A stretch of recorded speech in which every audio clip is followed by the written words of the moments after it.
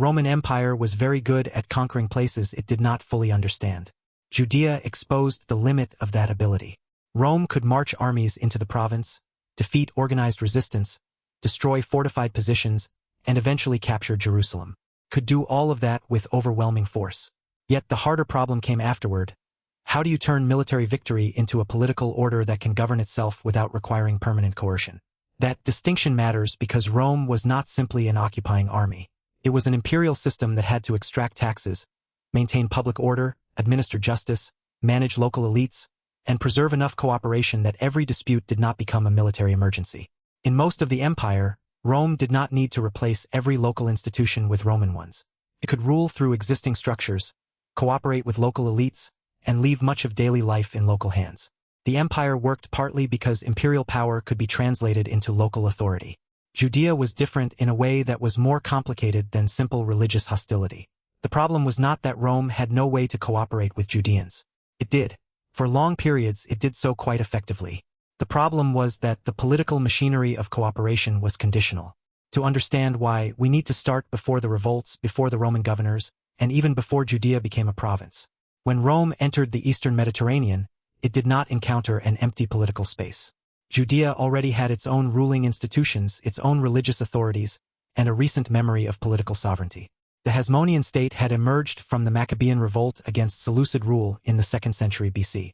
By the 1st century BC, the Hasmoneans had built a genuinely independent Jewish kingdom.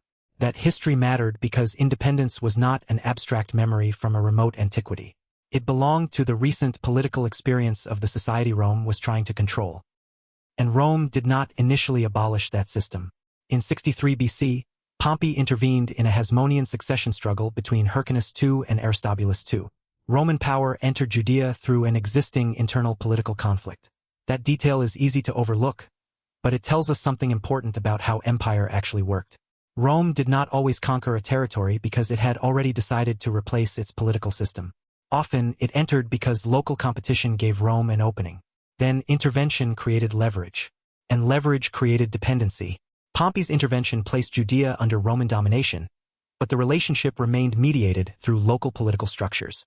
The same basic logic became even clearer under Herod the Great.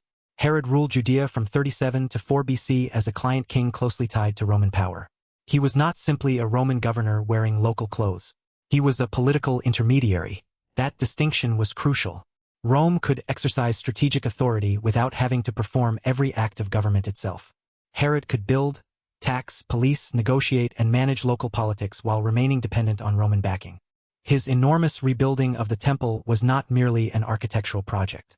It also illustrates the political balancing act required to connect Roman power with local legitimacy. This was not a perfect arrangement. Herod's rule was coercive, contested, and highly personal. But it demonstrates something that will become central to the entire story. Roman rule in Judea could work when imperial power and local political authority were connected through institutions that still possessed enough legitimacy to function. The problem emerged when that connection weakened. After Herod's death, his kingdom was divided among his heirs. Eventually, Rome abandoned the client-king arrangement in Judea and imposed direct provincial administration. That changed the political equation. A client king could absorb pressure before it reached the population. A local ruler could negotiate with Rome, interpret Roman demands, manage local factions, and take responsibility for decisions that were ultimately made within a wider imperial system. Direct provincial rule placed Roman officials much closer to the political surface. Now governors had to collect revenue, maintain order, adjudicate disputes, and respond directly to local crises. Rome still depended on local elites, but those elites had to perform a much harder task. They had to cooperate with an imperial government while continuing to be recognized by the population they governed. That is where the Judean problem begins to take shape. Rome did not need everyone to approve of Roman rule. It needed enough people with enough authority to make Roman rule workable. That is a much lower threshold than popular loyalty, and it was one Judea could sometimes meet. For years, local elites, priestly authorities, municipal structures, and Roman officials found ways to coexist. There were disputes, confrontations, and political tensions, but those tensions did not automatically produce rebellion. This is important because it rules out a tempting but misleading explanation that Judea was simply ungovernable from the beginning. It was not. Roman rule functioned for substantial periods. The harder question is why the mechanism that made that rule possible became increasingly fragile. Roman provincial government depended on mediation. Imperial demands had to travel through local institutions. Local institutions needed legitimacy, and legitimacy depended on their ability to defend or at least preserve the interests, laws, customs, and sacred boundaries of the society they claimed to represent. The moment Roman demands began to threaten those foundations, the political intermediaries faced a contradiction. Cooperate with Rome and risk losing local legitimacy. Resist Rome and risk losing Roman support. That contradiction did not produce a revolt every time, but it made every crisis more dangerous than it appeared. And once the system began losing its ability to absorb those crises, military force would become the solution Rome used most often. That would solve some problems. It would also make the underlying political problem harder to solve. The history of Roman Judea is therefore not simply a story of an unusually rebellious population confronting an unusually powerful empire. It is the history of a governing system losing the ability to convert imperial power into locally acceptable authority. And once that conversion began to fail, the distance between an administrative dispute and a war became much shorter. But mediation only works when the people being asked to mediate still possess authority. That was the problem Rome increasingly faced in Judea.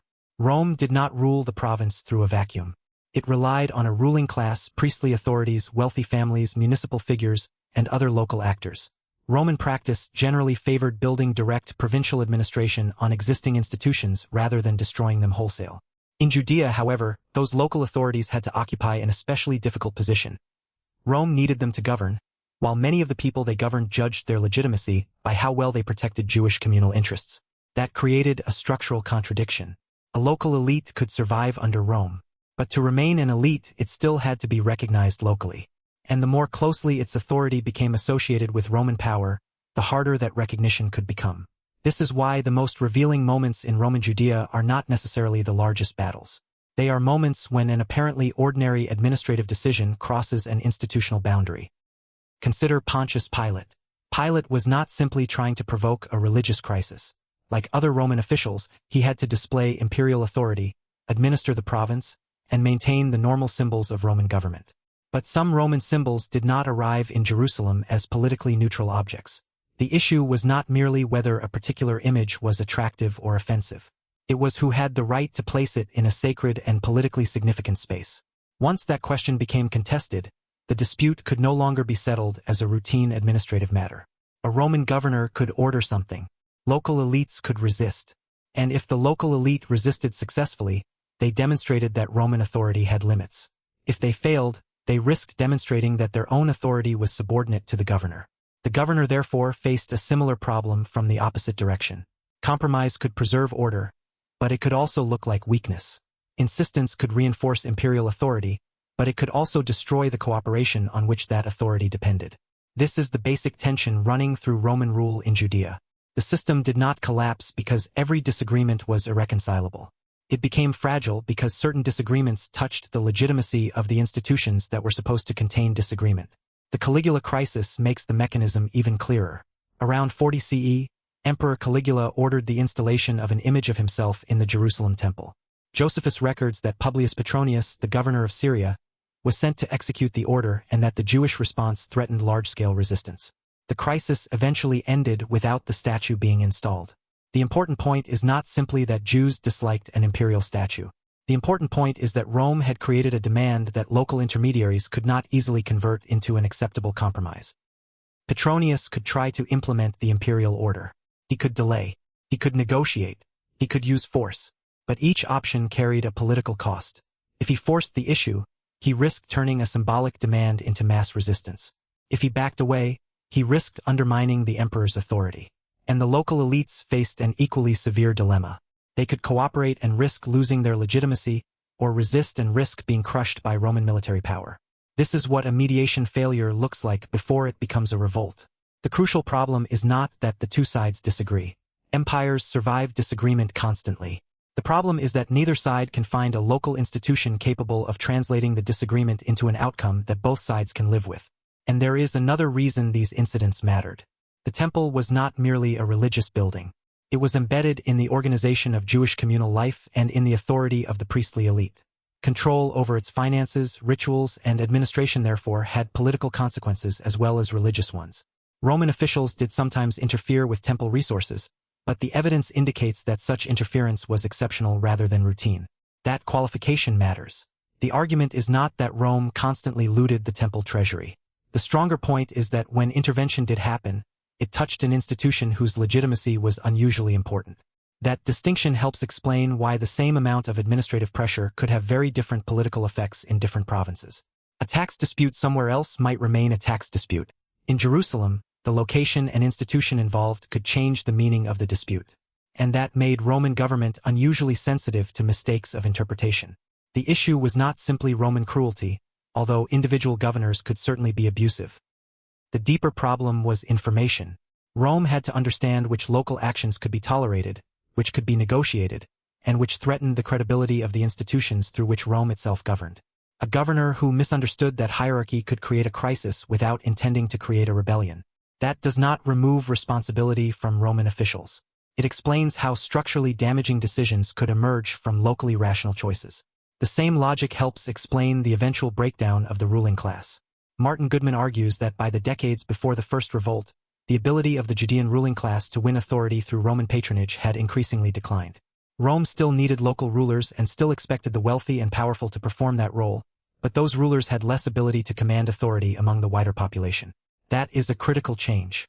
At the beginning, Roman power could operate through a political chain. Rome appoints or supports local authorities. Local authorities govern. The population recognizes at least enough of their authority to obey. Roman military force remains the ultimate guarantee, but it does not have to settle every dispute. Later, the chain becomes less reliable. Rome still appoints or supports local authorities, but those authorities increasingly struggle to persuade the population that cooperation with Rome is compatible with their own interests and identity. The intermediaries still exist. Their political effectiveness does not. And once that happens, Roman officials face pressure to intervene more directly. Direct intervention produces more friction. More friction weakens the intermediaries further.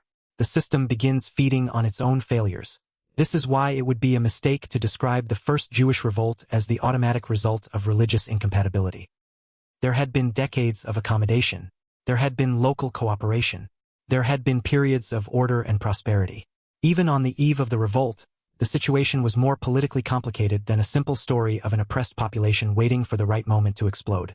Goodman emphasizes that the ruling class itself remained constrained by its dependence on Roman support, while also becoming progressively less able to translate that relationship into effective authority. Then, in 66 CE, the mechanism finally broke under pressure.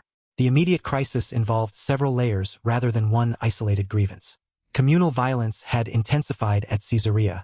The relationship between Roman authorities and Jewish communities was deteriorating. And then Gessius Florus, the Roman procurator, took 17 talents from the temple treasury, reportedly for Caesar's use. Goodman notes that the money may have been intended to address arrears of tribute, but that justification did little to repair the political damage.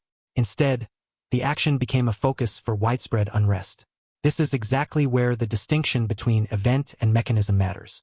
17 talents did not mechanically cause a war. The political meaning of the seizure mattered because the institutions capable of absorbing the dispute were already weakening. Florus then escalated the confrontation through military action in Jerusalem. At that point, the problem had changed category. Rome was no longer dealing with an administrative dispute that local authorities could absorb. It was dealing with a breakdown in the system that was supposed to absorb such disputes. And once mediation failed, both sides had fewer options. Roman officials had fewer credible local partners. Local leaders had fewer credible arguments for continued accommodation. Radical actors had more room to claim that compromise itself had become proof of weakness. The political center narrowed. That is the moment when a province stops behaving like a difficult administrative problem and starts behaving like a security crisis. The irony is that Rome had not suddenly become weaker. The empire still possessed the military resources to intervene. What had weakened was the political infrastructure that allowed those military resources to remain in the background. That distinction would determine what happened next.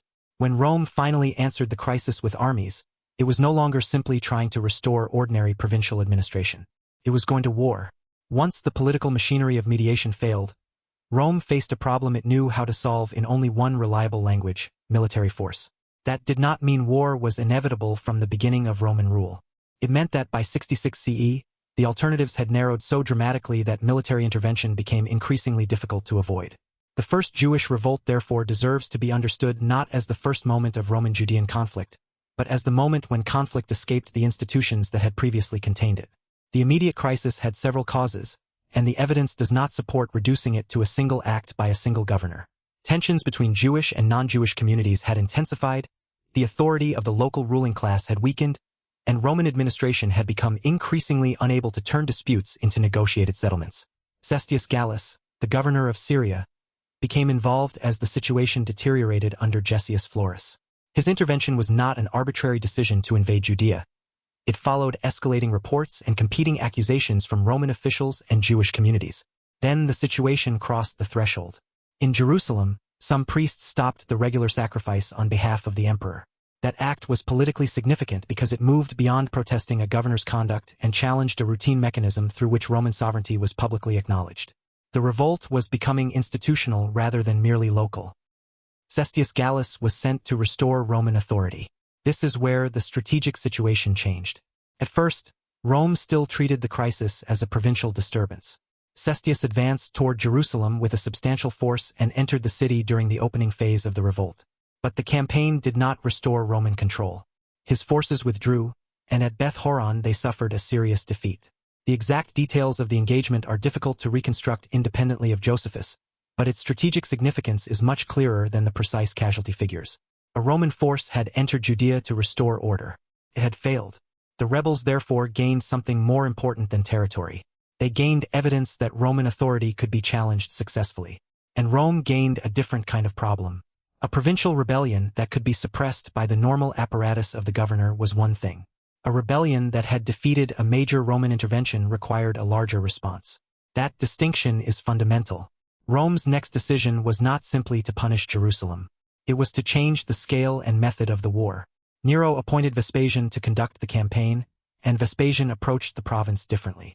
Rather than rushing directly against Jerusalem, he moved through the territory that sustained the revolt. The purpose was strategic isolation. If Jerusalem was the political center of the rebellion, it still depended on a wider network of towns, fortresses, people, supplies, and communications. Destroying those links could reduce the number of options available to the defenders before the final siege ever began. Vespasian's campaign therefore proceeded through a series of reductions. Strongholds were taken. Galilee was subdued.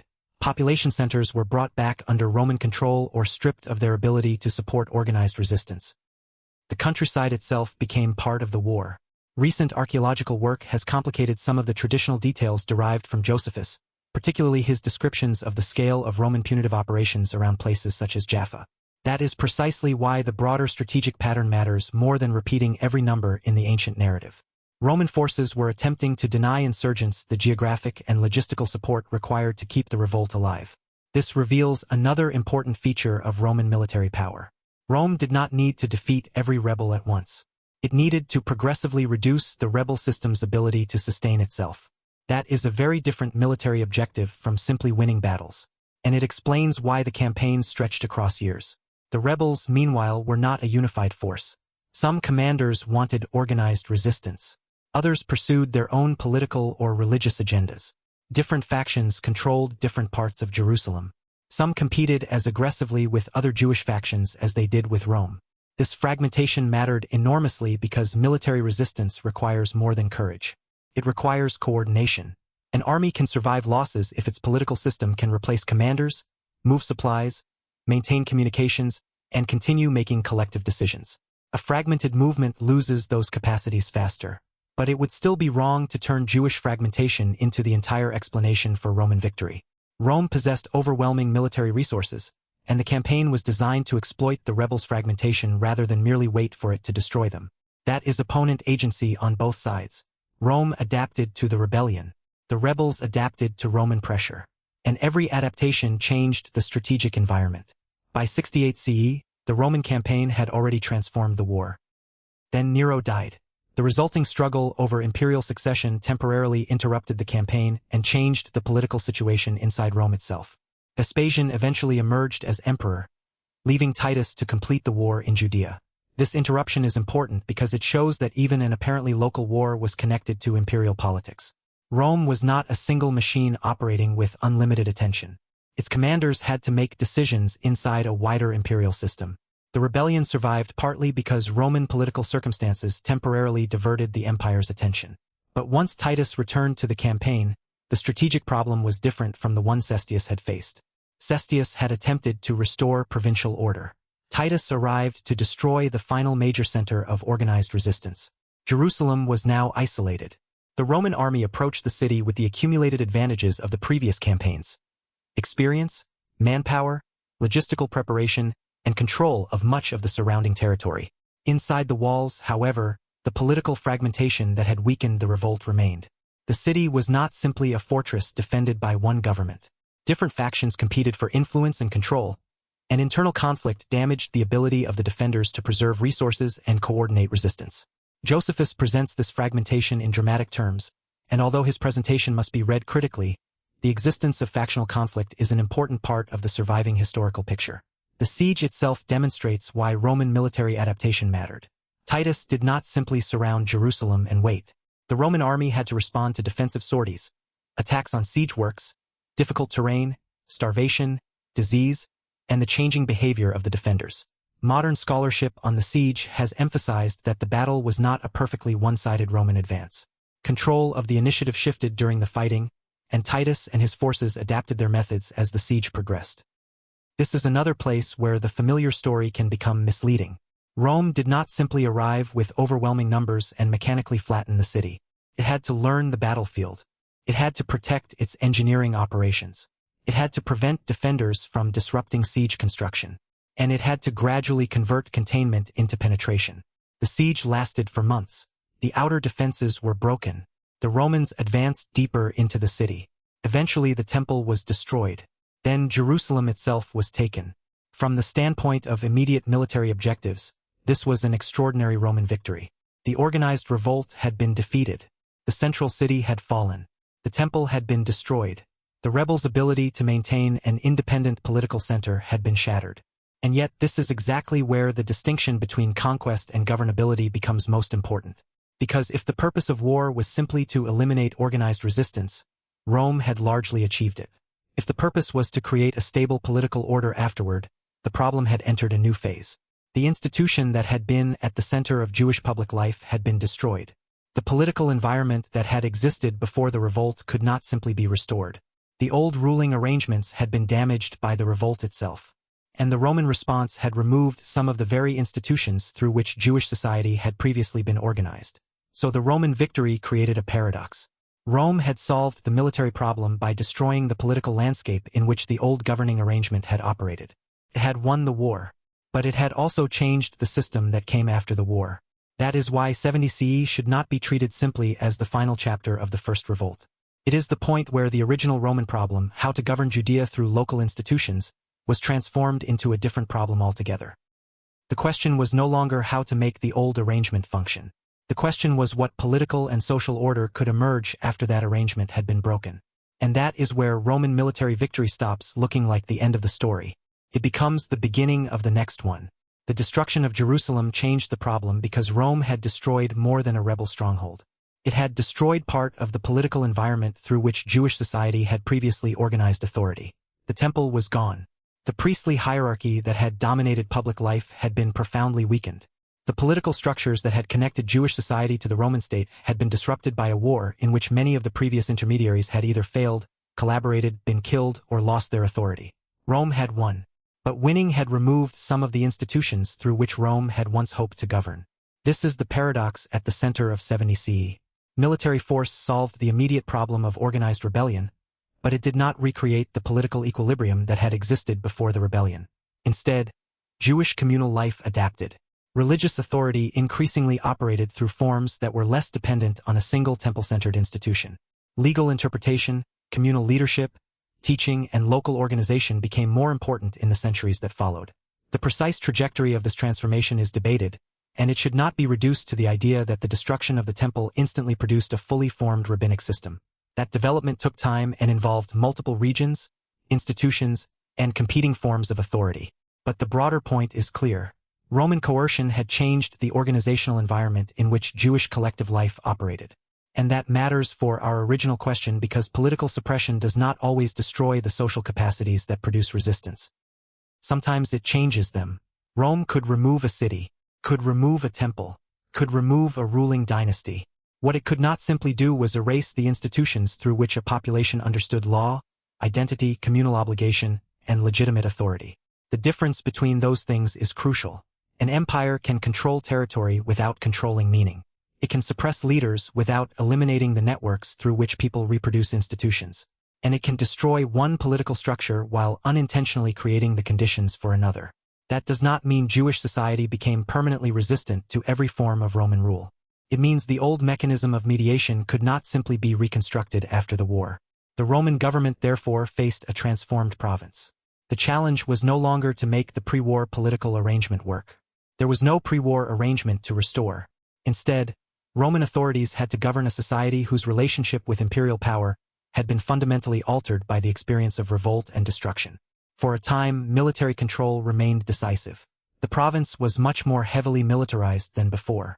Roman taxation and administration continued. There was no immediate return to Jewish sovereignty. From the Roman perspective, the First Revolt had ended in unmistakable victory. But the deeper test of the system would come decades later. That test was the Bar Kokhba Revolt. And this is where the history becomes especially revealing. If the First Revolt had simply been the product of incompetent governors, temporary fiscal abuse, and a uniquely chaotic moment, then the underlying problem should have disappeared after the destruction of Jerusalem. If instead the revolt had been driven by a wider failure of political accommodation, then a later generation might still be able to organize resistance under very different conditions. That is exactly what happened. Between 132 and 135 CE, a new revolt erupted under Simon ben Kokhba, better known as Bar Kokhba. It was not identical to the revolt of 66 to 70. And that difference matters. The earlier rebellion had been fragmented from an early stage. Bar Kokhba's movement shows much stronger evidence of organized administration. Documents discovered in the Judean desert reveal administrative activity, orders, requisitions, communications, and the practical management of personnel and supplies. Coins issued in the name of the revolt also demonstrate an attempt to express an alternative political authority. These pieces of evidence do not prove every traditional claim about the revolt. They do not allow us to reconstruct every institution or determine precisely how much territory the rebels controlled at every moment. And they certainly do not justify describing Bar Kokhba's state as identical to the independent Hasmonean kingdom. But they do establish something strategically important. Jewish resistance had not depended entirely on the temple-centered political system that Rome destroyed in 70. The organizational capacity for collective political action could take another form. That is a devastating problem for any imperial theory based solely on eliminating the previous leadership structure. Rome had removed one center of authority. It had not removed the capacity of the population to generate new political organization. And the Roman response demonstrates how seriously the empire now regarded the threat. Hadrian committed substantial resources to suppressing the revolt. The campaign was prolonged, expensive, and much more difficult than Rome might have expected from a province already conquered decades earlier. The Roman response was therefore not simply a repetition of Titus's campaign. Rome had learned. It used experienced commanders and applied a systematic campaign against a movement that could no longer be treated as a local disturbance. This is important because our argument should never become a story in which Rome does the same thing repeatedly while Judea simply refuses to submit. Rome adapted. That is one reason Roman imperial power was so durable. When an existing approach failed, the empire could change commanders, military methods, administrative structures, taxation arrangements, settlement patterns, and the political meaning attached to territory. But adaptation has a limit. An empire can change the way it suppresses resistance more easily than it can change the foundations of the society it is governing. After the Bar Kokhba Revolt, Roman policy in the province changed profoundly. Jerusalem was refounded as Aelia Capitolina. The provincial identity was altered. The relationship between Jewish communities and the city changed dramatically. These policies are sometimes presented as though Rome simply wanted to erase the name and memory of Judea in one administrative gesture. The reality was more complicated. Roman authorities were trying to redefine political space after another major rebellion. The point was not merely bureaucratic renaming. It was an attempt to make the landscape itself reflect Roman political victory. A colony had been established where Jerusalem had stood. Imperial religious symbolism occupied spaces that had previously been central to Jewish political life. The political map had changed because Rome was no longer trying to reconstruct the old relationship. It was imposing a different one. And that finally brings us back to the central question. Why could Rome repeatedly conquer Judea without converting military victory into durable political control? The answer is not that Rome was weak. It is not that Judea was simply impossible to rule. And it is not that religion alone explains every crisis. The deeper problem was the mechanism through which Roman power became local authority. Rome could conquer territory directly, but stable government required something different. It required institutions that could absorb imperial demands, negotiate local interests, maintain order, and persuade enough of the population that cooperation was preferable to resistance. In Judea, those institutions existed. That is why Roman rule could function for long periods.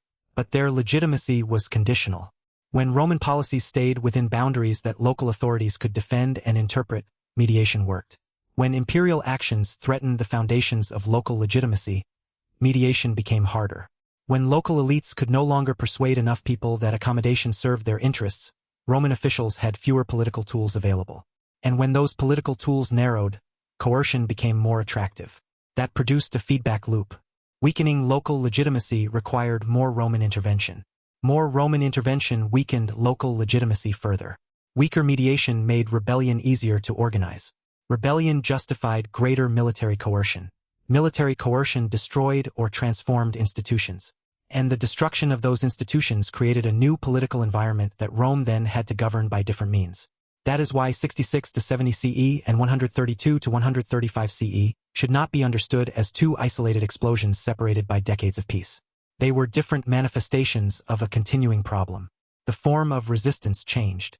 The organization changed. Roman strategy changed. The political landscape changed. But the fundamental difficulty remained. Roman military power could remove organized opposition, yet removing opposition was not the same thing as constructing a political settlement that reproduced itself. That distinction is easy to miss when history is told only as a sequence of wars. The Romans won battles. They captured cities. They destroyed fortresses. They defeated armies. They killed or deported large numbers of people.